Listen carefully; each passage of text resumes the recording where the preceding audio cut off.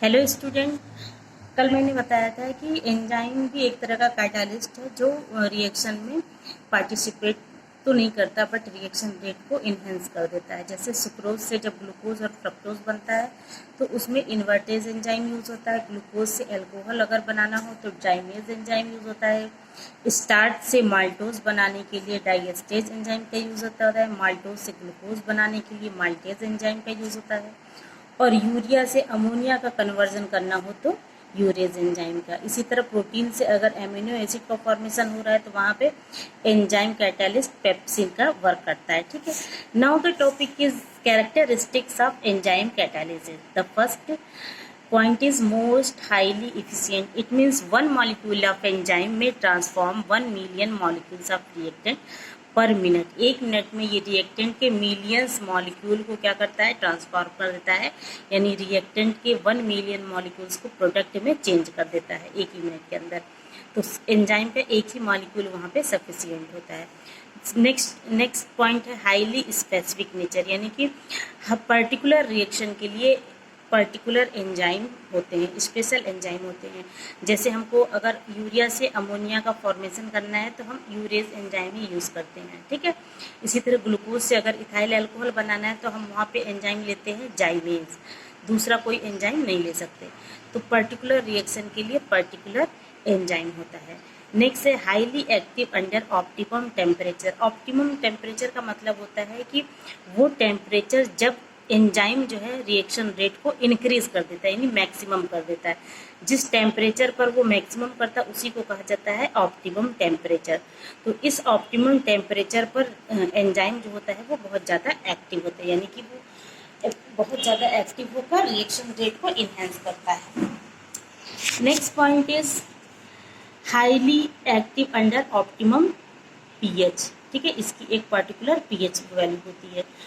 फिर increasing activity in the presence of activator and coenzyme. Coenzyme का मतलब अगर एंजाइम कैटालिस्ट के रूप में है और उसके साथ कोई दूसरा सब्सटेंस ऐड है तो उसको हम कहते हैं कोएंजाइम। जैसे हमने अमोनिया के फॉर्मेशन में देखा कि आयरन हमारा कैटालिस्ट था और मोलिब्डेनम जो था वो हमारा प्रोमोटर था, तो उस या एक्टिवेटर था। उसी तरह एंजाइम के साथ जो दूसरा सब्सटेंस जुड़ा होता है उसको हम कहते हैं कोएंजाइम। तो कोएंजाइम या एक्टिवेटर ये जो क्या करते हैं, एंजाइम की एक्टिविटी को इंक्रीज कर देते हैं। ठीक है, नेक्स्ट आ जाता है influence of inhibitor and poisons. जैसे इनहिबिटर क्या करता है, रिएक्शन रेट को डिक्रीज करता है। उसी तरह अगर एंजाइम कैटालिसिस के अंदर अगर हम इनहिबिटर कोई सब्सटेंस डाल देते हैं तो वो क्या कर देगा, रिएक्शन रेट को डिक्रीज कर देता है। Now the topic is mechanism of enzyme catalysis, कि एंजाइम कैटालिसिस किस तरह से होता है उसका मैकेनिज्म बताना है। इस मैकेनिज्म को लॉक एंड की सिस्टम भी कहते हैं। It is assume that there are number of cavity present on the surface of colloidal particles of enzyme, यानी कि एंजाइम के जो पार्टिकल्स होते हैं उसके सरफेस पर बहुत सी कैविटी होती है और ये कैविटी क्या करती है, जो हमारा रिएक्टेंट मॉलिक्यूल है उसके एक्टिव ग्रुप पर जाकर अटैच हो जाती है। ठीक है, तो इसको एक एज्यूम किया जाता है कि जो एंजाइम का स्ट्रक्चर होता है वो की तरह होता है और जो हमारा सबस्ट्रेट है रिएक्टेंट है वो हमारा लॉग की तरह होता है। तो ये देखिए, ये जो है हमारा रिएक्टेंट मॉलिक्यूल का जो एक्टिव ग्रुप हो, यानी कि जो फंक्शनल ग्रुप होता है। जैसे मान लीजिए हमारा इथाइल ग्रुप है, एथेनॉल है, तो एथेनॉल में हमारा अल्कोहल फंक्शनल ग्रुप है, या SH है, COH है, NH2, ये सब हमारे फंक्शनल ग्रुप हैं, यानी कि ये सब सारे एक्टिव ग्रुप हैं। तो ये ऐसा एज्यूम किया जाता है कि इन्हीं एक्टिव ग्रुप पर जो कैविटी होती है एंजाइम के अंदर वो वहाँ पे आके फिट हो जाती है। फिट होने के बाद ये जो है एक तरह का कॉम्प्लेक्स बना लेते हैं जिसको कहा जाता है एक्टिवेटेड कॉम्प्लेक्स। फिर ये एक्टिवेट जैसे ही एंजाइम फिर कैटालाइज करती है और यहाँ पे वर्क होने लगता है, फिर जो है इस सबस्ट्रेट से यानी रिएक्टेंट से प्रोडक्ट बन जाता है। तो इस मैकेनिज्म को लॉक एंड की सिस्टम भी कहा जाता है। जैसे स्टेप ये मैकेनिज्म 2 स्टेप में होता है। स्टेप फर्स्ट में binding of enzyme to substrate to form activated complex. ये ई हमारा एंजाइम है, एस हमारा सब्सटेंट या रिएक्टेंट है। ठीक है, ये दोनों आपस में मिलकर पहले कॉम्प्लेक्स बना लेते हैं। फिर उसके बाद नेक्स्ट स्टेप में होता है decomposition of activated complex to form product. फिर इसी जो एक्टिवेटेड कॉम्प्लेक्स है इसका डीकम्पोजिशन होता है, तो एंजाइम अलग हो जाता है और प्रोडक्ट अलग हो जाता है। तो इस तरह से रिएक्टेंट से प्रोडक्ट का फॉर्मेशन होता है, और एंजाइम इसमें रिएक्टिविटी को इन्हेंस करता है लेकिन पार्टिसिपेट नहीं कर रहा। देखिए जैसे एंजाइम था वैसे ही ये बाहर निकल आया। ठीक है, तो इस तरह से ये है mechanism of enzyme catalysis. Next topic हमारा आ जाता है कोलाइड। कोलाइड, जैसा कि आप लोगों ने 9th में पढ़ा होगा कि कोलाइडल क्या होते हैं। Colloids are the heterogeneous solution. Actual में ये हेट्रोजीनियस कोलाइडल सोल्यूशन जो होते हैं वो हमारे हेट्रोजीनियस होते हैं, बट देखने में होमोजीनियस जैसे लगते हैं। जैसे हमारा मडी वाटर है, मडी वाटर यानी जिसमें मिट्टी वाले पानी होता है, देखने में लगता है कि ये हेट्रोजीनियस, देखने में ये लगता है कि होमोजीनियस है, बट एक्चुअल में ये क्या होता है, हेट्रोजीनियस होता है। तो देखने में होमोजीनियस और एक्चुअल में वो हेट्रोजीनियस होता है, इस तरह के सोल्यूशन को कहा जाता है collide, colloidal solution, and the colloid is the heterogeneous system in which one substance is dispersed as a very fine particles in other substance का dispersion medium। ठीक है, जैसे हम मडी वाटर कह रहे हैं तो वाटर यहाँ पर सॉल्वेंट के रूप में यूज़ हो रहा है, तो इसको हम कहेंगे डिस्पर्सन मीडियम। और मड जो है यहाँ पे एज ए सॉल्यूट यूज़ हो रहा है, जिसे हम कहेंगे डिस्पर्स फेज। तो ये मडी वाटर अगर हम बना रहे हैं, जैसे पानी में अगर हम ये मड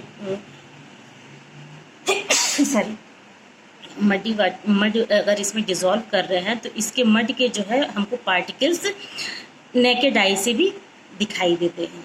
तो इस तरह का जो सोल्यूशन बन जाता है उसको हम क्या कहते हैं, कोलाइडल सोल्यूशन। ये एक्चुअल में हेट्रोजेनस होता है, बट देखने में हमको लगता है कि ये होमोजीनियस है। Now the classification of colloid. Colloid are classification on the basis of following criteria. Number 1, physical state of disperse phase and dispersion medium. ठीक है, डिस्पर्स फेज यानी सॉलिड, लिक्विड और गैस, और डिस्पर्सन मीडियम भी states में हो सकता है, सॉलिड, लिक्विड और gas. Next classification, nature of interaction between disperse phase and dispersion medium. Third classification, types of particle of dispersed phase.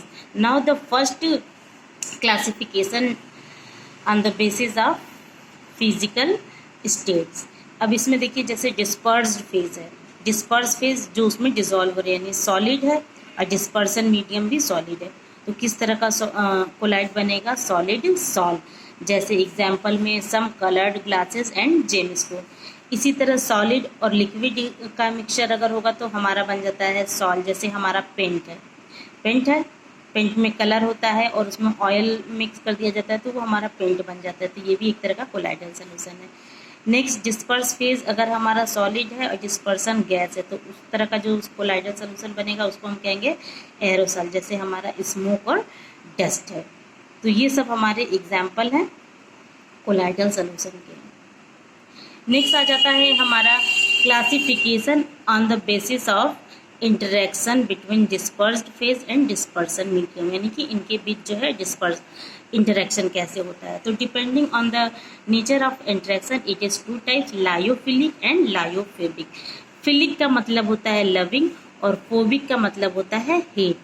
अब हो गया लायोफिलिक, यानी लायो मतलब होता क्या है, सॉल्वेंट यानी लिक्विड, लिक्विड लविंग या सॉल्वेंट अट्रैक्टिंग।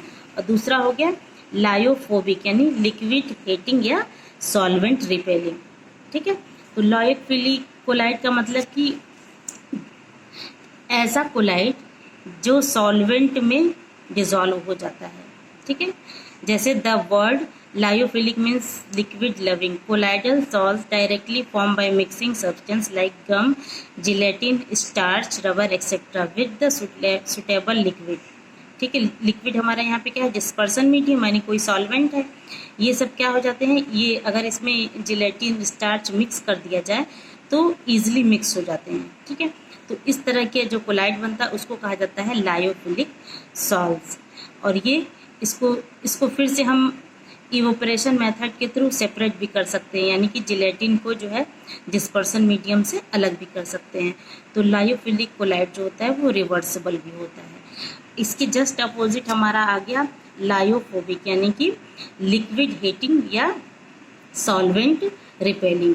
इसमें क्या होगा कि जो हमारा डिस्पर्स फेज है, यानी कि जो सॉल्यूट है वो डिस्पर्सन मीडियम में अच्छी तरह से डिजॉल्व नहीं होता, न तो कोलाइडल सोल्यूशन ढंग से नहीं बना पाता। It means when simply mixed with dispersion medium do not form colloidal solve. This colloidal solves can be prepared only by special method, ठीक है। और अगर हमको कोलाइडल सोल्यूशन बनाना होगा तो उसके लिए स्पेशल मेथड यूज़ करते हैं। तो इस तरह का सॉल्व कहलाता है लायोफोबिक सॉल्व। और ये जो है हमारा जो है इरिवर्सिबल होता है। ये हमारा जो है लायोफोबिक कोलाइड जो है इरिवर्सिबल होता है। Lyophobic solve need stabilising agent for their preservation.